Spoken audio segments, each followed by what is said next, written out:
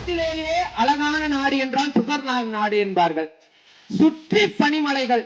ஆனால் அப்படிப்பட்ட நாட்டில் மே மாதம் 26ஆம் நாளை உலக அறிவியல் தினமாக கொண்டாடுகிறார்கள். ஏன் அந்த நாளை உலக அறிவியல் தினமாக கொண்டாடுகிறார்கள்? அந்த நாள் சுதந்திர தினமும் இல்லை, குடியரசு தினமும் இல்லை, வரலாற்று சிறப்புமிக்க தினமும் இல்லை. ஆனால் அன்றைய நாளை தான் சுவிட்சர்லாந்து நாடு உலக அறிவியல் தினமாக கொண்டாடுகிறது. ஏனெனில் அந்த நாட்டில் அந்த நாளன்று விஞ்ஞான அறிஞர் APJ அப்துல் கலாம் அவர்கள் வெறும் 5.5 மணி நேரம் மட்டும் இருந்ததால் அந்த நாள் அவர்கள் அறிவியல் தினமாக கொண்டாடுகிறார்கள்.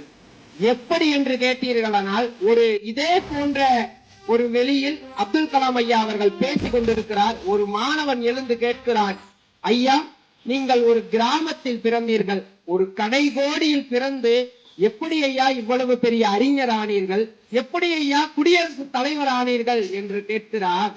அந்த மாணவனுக்கு அப்துல் கலாம் ஐயா ஒரு அழகான பதிலை அளிக்கிறார். நான் படித்துக் கொண்டிருந்தேன், MIT-யில் படித்துக் கொண்டிருக்கிறேன்.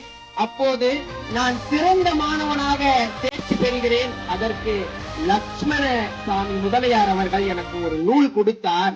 அந்த நூல்தான் நான் குடியரசு தினம் தலைவராக மாறியதற்கும் காரணம் என்று அவர் உரைத்தானாரார். அந்த நூலகத்தின் பெயர் வெலாசிட்டி என்ற நூல் செய்த வித்தகம்தான் APJ அப்துல் கலாம் அவர்கள் குடியரசுத் தலைவர் ஆவதற்கும் காரணமாக இருக்கிறது.